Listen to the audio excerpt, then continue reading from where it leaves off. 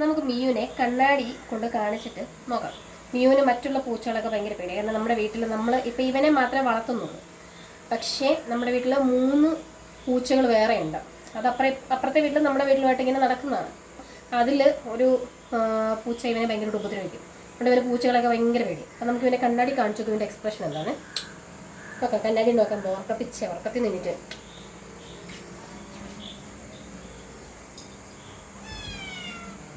മിയു അത് നീ അടി നോക്കേ നോക്കേ നോക്കേ കൊച്ചു നോക്കിയ കൊച്ചാന്ന് ഇത് നോക്കിയേ പോന്നില്ലയോ? നോക്കിക്കേ എൻ്റെ പൊന്നെ നോക്കിക്കേ ഇതാരാ നോക്കിക്കേ നോക്കി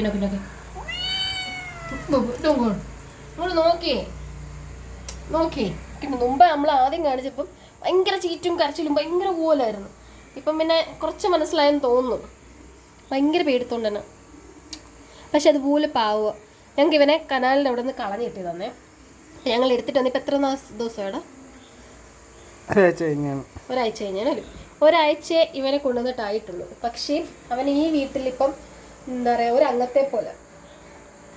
ഇവനെ വാവോ ചൊല്ലിയല്ലേ ഉറങ്ങത്തുള്ളൂ.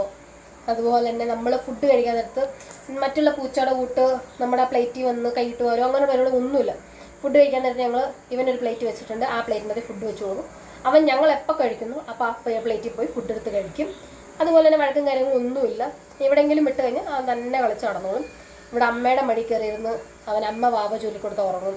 ഞങ്ങൾ ആരാണെങ്കിലും വാവ ചൊല്ലിക്കൊടുത്താൽ അവൻ ഉറങ്ങിക്കൊള്ളും. ഭയങ്കര സ്നേഹം എല്ലാവരോടും. ഭയങ്കര കൂട്ടാണ് ഞങ്ങളുടെ ബേബി. മിയു എന്നാണ് അവൻ്റെ പേര്. അല്ലേ മിയു? എന്താ നിഷ്കു ഭാവം കണ്ടോ? എല്ലാവരും ഷോപ്പിട്ടങ്ങ് വെച്ചേക്കുക. ഉണ്ടോ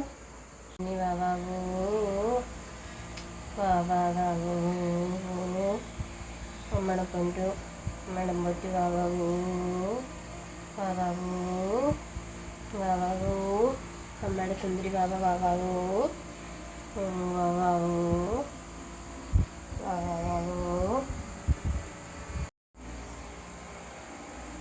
വാവോ ചൊല്ലി ഇങ്ങനെ കൊട്ടിക്കൊടുത്ത് ഉറങ്ങി.